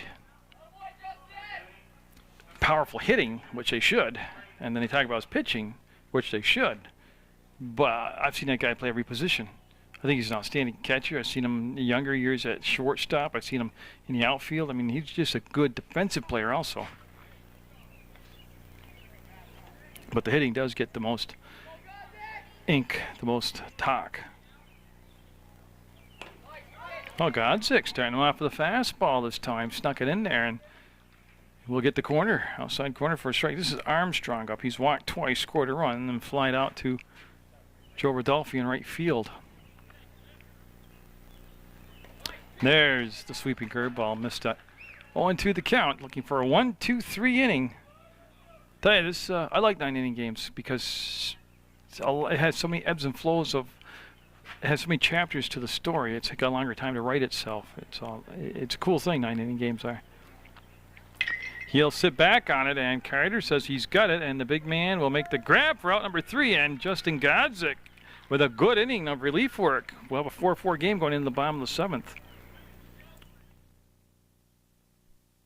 Jeff Perry getting his first at-bat today against any Bennington pitching, but against Corey Armstrong in particular. Boy, did he crank that. Did he crank that? That's out of here. Jeff Perry, first pitch, swung on it and drove it over to left field wall past Father Joe's marker, and Rutland's come all the way back to take a 5-4 lead. And they've done it via the long ball with Brian Carter. Now Jeff Perry, both former members of the Rutland Royals All-Star team, and that got out of here in a hurry. I'm trying to look at the yard marker at at least 375.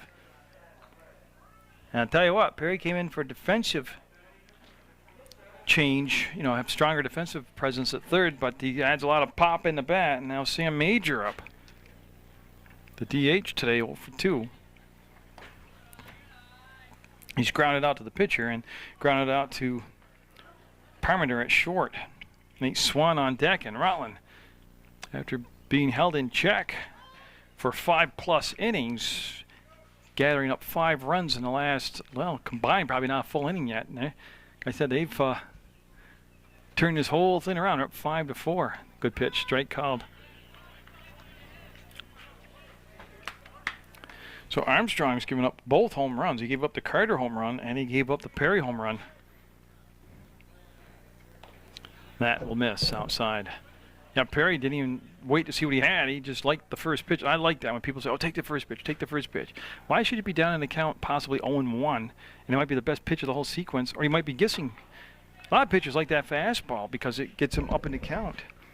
So yeah, if you like that first pitch, take it, and that's just what Perry did.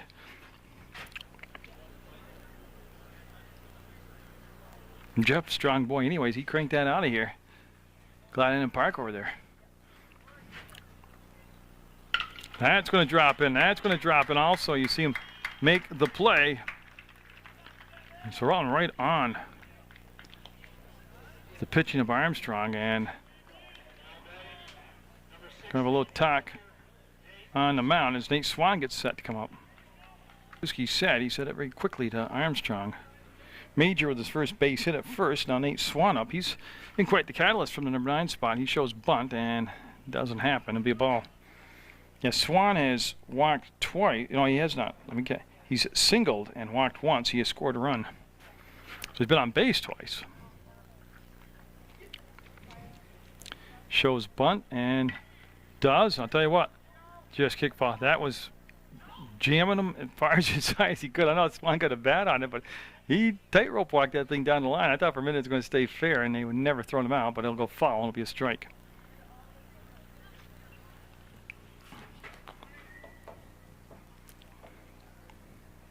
So see, they've come back and taken a lead on the long ball. Now they're trying to employ small ball to get another run in here in the 7th.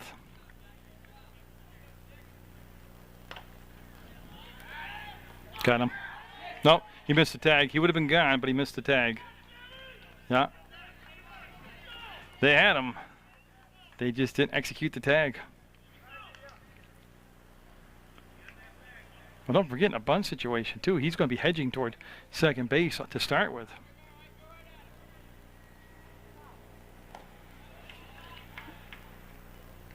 Now's the time if you got the good move to first to use it, utilize it.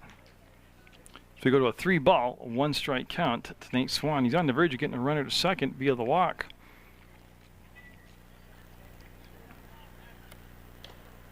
And that's just what happened. He'll push Major to second.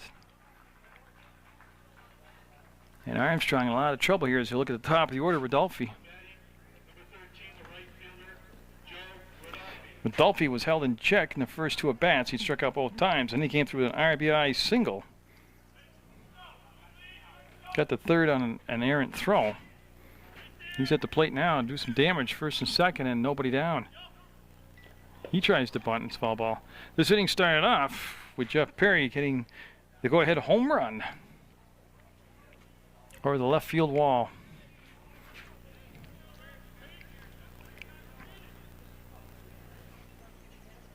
And so Rutland enjoying these middle frames, well, later frames actually, the 6th and the 7th.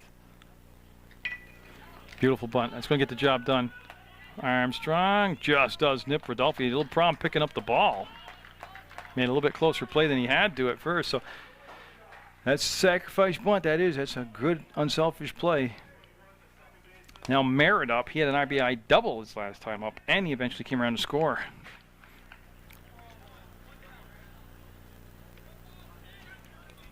So with 1 out, 2 runners in scoring position for post 31. And Merritt swinging over the top of that one. That means, of course, the on-deck batters, Jeff Bloomer, then Ryan Carter coming back up again. And again, the makings of a big inning here for Rutland. They scored 4 in the 6th, and that's going to get a run home. That could do even more. That's going. It's going to roll. That's going to clear the bases for the first 2 runners. And he's going to turn, cut the corner, go to third base. Merritt heading into third and told to get down, and he'll be there. He'll drive in 2 more runs. And they've broken up into an 8-4 lead now.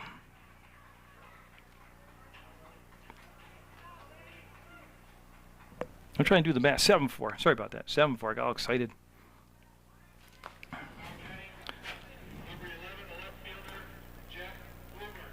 So you came from a 4-0 deficit to take a 7-4 lead, and Bloomer up now. Again, that was to the left center field gap. And of course, it doesn't get any easier. Carter on deck. I'm assuming in Triller's spot, we'll see Dorian bat. And that's going to be to the backstop, and good decision not to come. You see how quick Zachariewski got there. Plus, the ball came off that concrete backstop almost right back to the catcher, so he'll hold up. But Merritt will stay at third base. He's driven in 3 runs today and scored 1, so Matt Merritt's earned that big paycheck today. And they're going with Armstrong here. I don't know if they're... This is their first game. I don't know what their schedule is for tomorrow or Monday, but it would seem they would have another arm available, as Armstrong getting pounced around here pretty good by post 31 batters today. That one right there for a strike. Taking with a 3-0 count makes it 3 balls, 1 strike to Jeff Bloomer.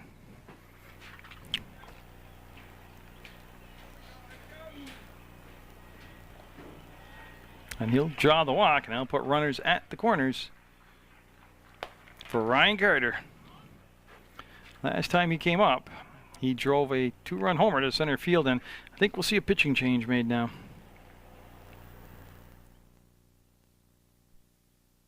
Well, that's the darndest thing I saw. They didn't make a pitching change. The coach went out there for Bennington, called the third baseman Parmenter over. They had an extremely long meeting. The umpire had to come out and break it up. And I don't really know what in God's name they could be talking about other than pitching to Carter, how they want to do this. I mean, other than that, it's a real quick meeting. If you think the runner's going to take first or second on the steal, this is what we want to do, blah, blah, blah. I mean, that was... I mean, I had time to... Oh, he lifted that. I don't know if they'll get to it, though. Parmenter, and that will drop in. They'll both... And a run will score, and that's going to be dropping in between 2 fielders, and I heard no communications at all out there talking to each other as that went between Krebs and Kyle Parmenter. So what should have been a routine fly ball out comes an RBI single, and Rob Dorian now batting in Triller's spot as it makes it 8-4 post 31. Now I don't think they covered that in that long meeting what to do on a fly ball. That was actually deep enough where Krebs should have just had it without, I think the shortstop actually went so far out into the outfield that it actually intimidated or made the outfielder leery. And this is Rob's first at bat. Came in defensively last inning. TJ Oliver on deck, and he's the 8th batter to come to the plate here in the 7th. So after being no hit for almost 3 full innings and being shut out for 5 full innings, Rutland has come on to get 8 runs in the 6th and 7th to take an 8-4 lead. And a very gracious strike at the shin. Makes it a 3-1 count. Remember, there's only the 1 out.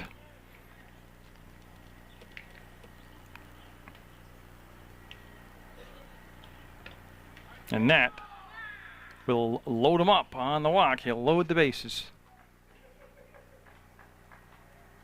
Boy, it's been like watching 2 different games today. And TJ Oliver 0 for 3, 2 strikeouts on the ground out to short. Got a chance to really blow this thing open here with a base hit.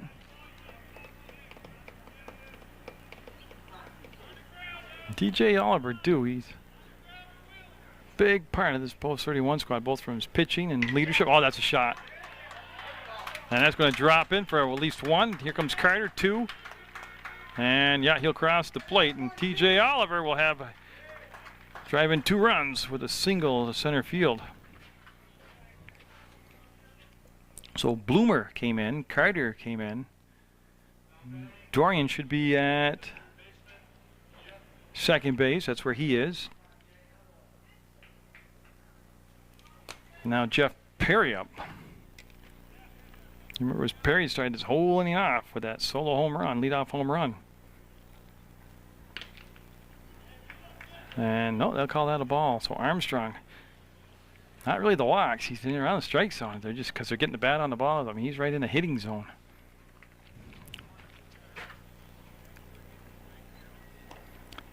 He's going to be off the target there, and then go to 2 balls, no strikes. Yeah, Sam Major on deck. This is the 10th batter to come to the plate. For post 31, it's 10-4 Rutland. And that'll be inside off the plate and goes to a 3-0 count once again.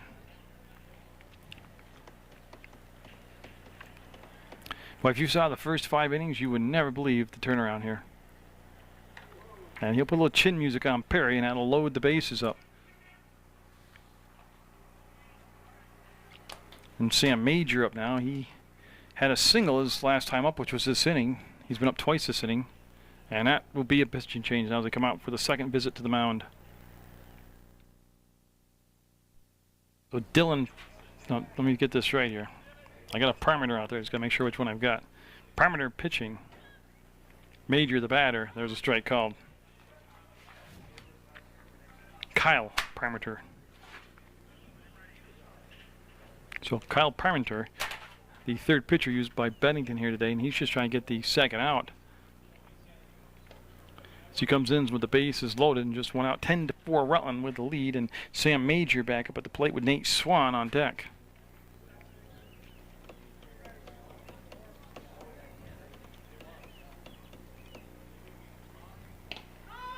And he'll drop that one in there for a strike. 2 strikes now. Because we're in the 7th, scheduled for 9. Rutland broke this thing open here in the between the 6th and 7th inning. They've scored 10 runs, and again, not done yet. They could actually get the mercy rule here. Major swinging for the fences will go down on strikes. He will become the 2nd out of the inning. Nate Swan up. He's walked twice, scored twice, and he's singled. He had the game's first hit for Rutland. That came in the bottom of the 3rd, and they've gotten it together since that point.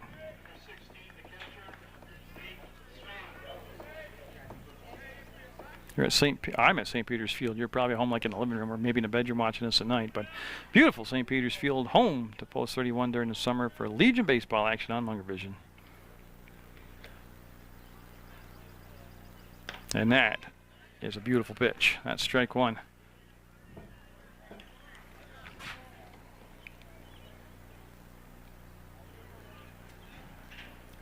Again, Post 31 players everywhere as the bases are loaded. And Swan swinging like Jeff Perry there, but didn't make contact. That'll be a swing and a miss for strike 2. And so Parmenter just desperately searching for that 3rd out. Almost hit him. Will miss with the ball. And again, Swan done a good job catching today, but he's really been kind of in the middle ball of the offense today. He hasn't a home run like Carter or like Perry, but time called and must have came from the batter.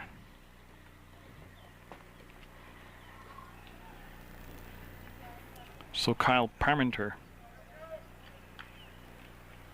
Set, fire, and just missed. Nibbling, see him nibbling, 2-2 count.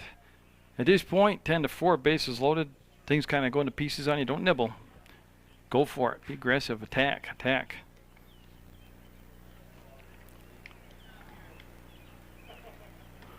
He'll miss low again, so he'll run into a full count, and a walk here would force a run and bring a run in.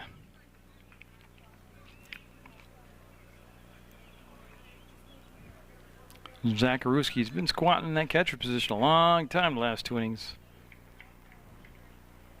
Strike 3 looking at, will put an end to it, but 10-4 Rutland with a lead going into the 8th inning of play. It'll be Tanner Williams up for the first time against Justin Godzik. Williams came in defensively last inning, and he's batting in Zach LeBaron's spot. Kyle Horvath started the ball game for Rutland. I mean, he did all right. He just didn't ever really develop on rhythm today. He gave up 2 runs in the 2nd, 1 in the 3rd, 1 in the 4th. And that's been it. as Rutland pitching has shut down Bennington in the last 3 innings. And the offense has come to life. They've scored 10 runs. They got 10-4 Rutland lead. Now Godzik sat on that bench awful long time this last inning. Trying to think how many batters they sent to the plate. 9, 10, 11.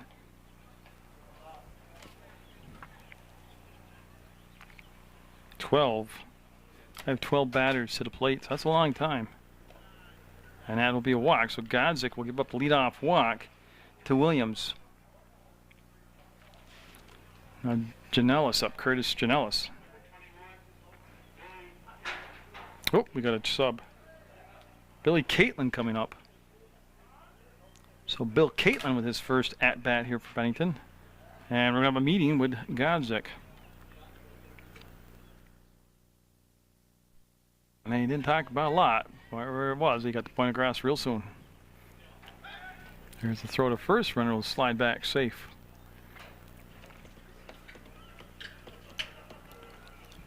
So Godzik, as they're waiting for one of the players to come around for Bennington to coach first base. He's out of the dugout late, and that's what time was called for. So runner at first with nobody out in the top of the 8th. Post 31 from Rutland with the lead, 10-4.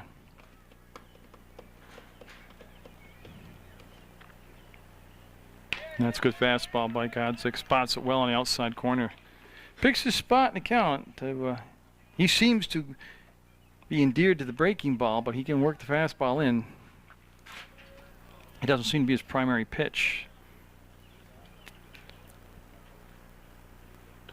And he brought some high heat that time, and he'll swing through it for a strike 2. So Caitlin down in the count, 0-2.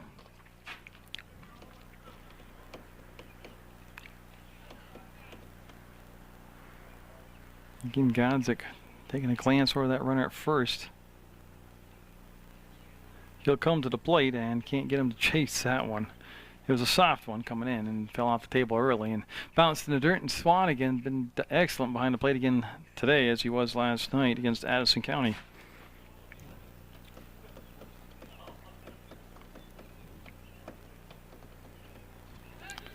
Throw to first and he'll be safe. Close play, but definitely safe.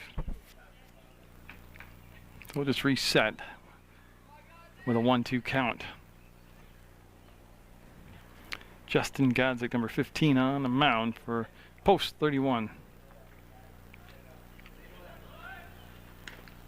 I don't know how you didn't strike him out, but the runner will have the bag, and pitch must have been high, if anything. So Williams will steal second, and Caitlin with a... He did strike out, okay. Well, I thought that was a strike. I never saw an indication. So Krebs up. His last time up, he struck out. Prior to that, he'd walked twice and scored twice.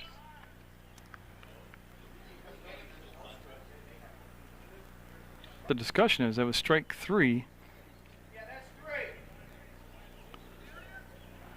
And it was, as you could tell from the shot, it was right there in the strike zone. So yeah, we're all cool. There's one out. Runner at second, 10-4, and Krebs up with Pierce on deck. You're watching Legion Baseball action on Munger Vision on Public Access Sports, Channel 15. Go to the website, PEGTV.com, click Video on Demand. You can watch sports from Channel 15 anywhere in the universe. That is going to allow the runner to get down to third base. I think it's a dead ball also, yeah. As it went into the dugout, I would hope so. Went into the Bennington dugout. Again, Godzik, the new pitcher out there, came in last inning for Rutland. Or, no, we're in the 8th now. Came in 2 innings ago.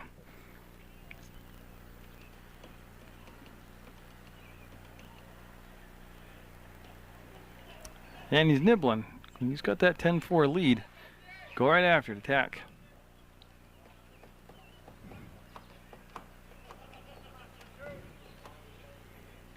Again at the plate. Krebs, usually a very good hitter. Showing some patience here, making him come to the strike zone, and they'll be high this time, so he'll miss again, and he'll go to 3 balls, no strikes. Hey, if Rutland can have 2 big innings in a row, it's not out of the grasp of Bennington do the same thing. That's why you got to kind of bear down here.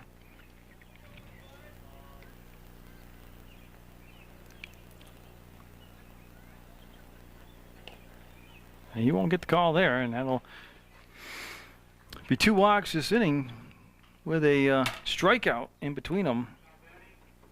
Now Pierce up. Yeah, last time up, Pierce singled.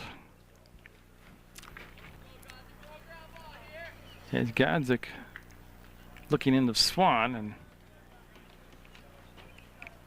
you would hope if Bennington tries to steal second, they'll have the catcher throw down. They got the 10-4 lead. Be assertive in the field. Take the lead in the field. I don't know. Carter backing up. Carter got it. He's got a bunch of putouts today, Ryan does. That's what I'm talking about. Yeah, his hitting hit a monster home run, but he's an excellent fielder. 2 outs now.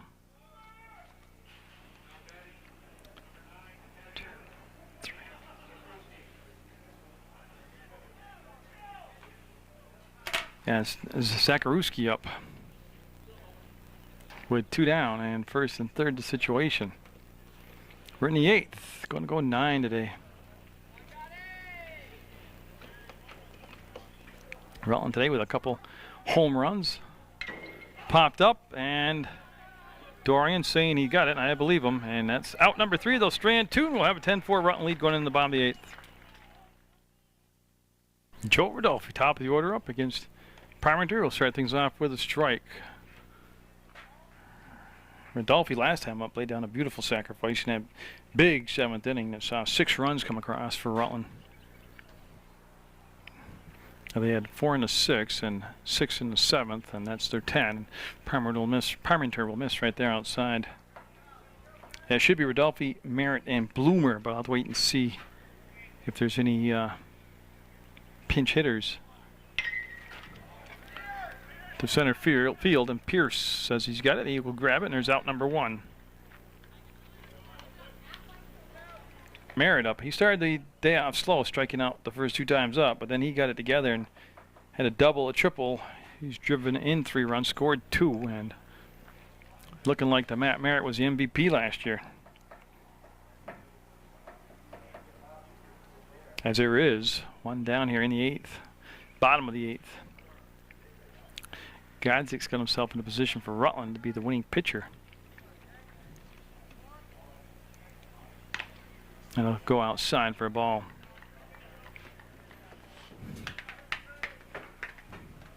So again, it looks like Rutland has got a good chance to defeat. They have defeated Addison County Friday night and a chance to beat Bennington here Saturday afternoon. And that's going to be at least a single to be picked up as, again, Merritt with his 3rd hit. We're up now with Merritt at first base for those 3 hits and being held on defensively there by Corey Armstrong. It'll be outside for a ball. Yeah, Ryan Carter sitting on deck, and that's really what they don't want to see right now. So Carter with a home run and a single today. Been a pretty big day. He's had 3 RBIs himself. And Parmenter will miss with the ball right there. Yeah, and you can, if you come to a game, you can get a post 31 schedule right here at the game. They got one coming up on the June 30th against Woodstock. That'll be 5:30 start time, and Parmenter with a strike at the knee. That'll make it a 2-1 count now. As we're in the 8th, and we're going to make it to 9. There was time there I thought that during that 7th inning that we might get the mercy rules. Rutland was just piling the runs up there. Remember, the base is loaded still. Bennington able to get out of that. A lot of damage done, but not the mercy rule. That's 3rd. He'll go to 2nd, and he'll drop the ball. He'll be safe all the way around. Yeah, that's a new player right there. That's Seth Foster. He went to turn a double play and never made the catch on the ball.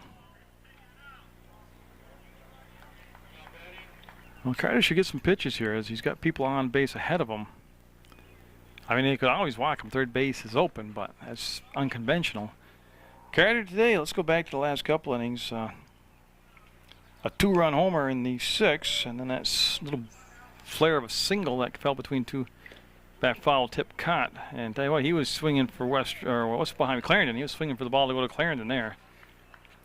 Big swing in, the foul tip strike, 1-1 the count.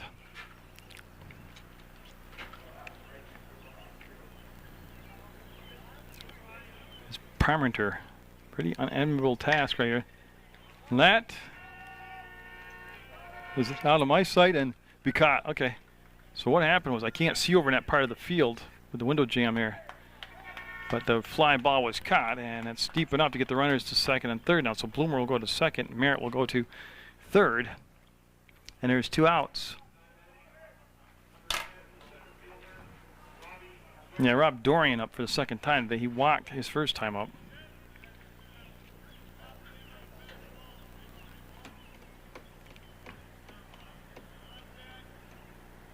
But again, runners at second and third in the bottom of the 8th, 10-4 Rutland. Kyle Parmenter will get a pop fly, and yeah, it looks like that'll be the inning. He'll make the grab, and ooh, that's going to strand 2, and it'll stay 10-4 going into the 9th. Out there's Matt Merritt, and he comes from second base to pitch, trying to get this thing wrapped up in the 9th. Justin Godzik, who pitched so well in relief, he's gone out to play second base, and I believe that's the only changes. Matt Merritt having a big day with the bat. Like I had talked about, he doubled in the 6th, scored a run, had an RBI. He tripled in the 7th, drove in 2 runs and scored, and he had a single in the 8th. And again, guy plays second base, he pitches, he can hit the ball, does it all, and trying to get this thing over and done with. As Seth Foster at the plate for the first time today, came in defensively last inning for Bennington.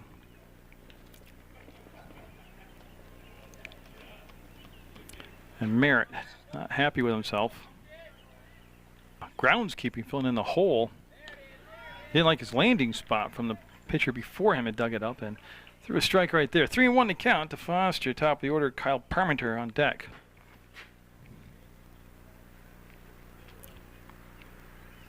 And he'll walk him, and that'll bring up Parmenter. There's a strike from Merritt as he got Ryan Carter holding the runner on at first base. That's Seth Foster over at first. And we've got all 9 innings on one tape. See if I can get the whole game in on it. Hopefully he'll throw a double play here. That'll be in the dirt, and the runner will go down to second base, and no, he won't draw the throw as Swan came out to get the ball. And I thought he was going to attempt it, but he'll let it slide by.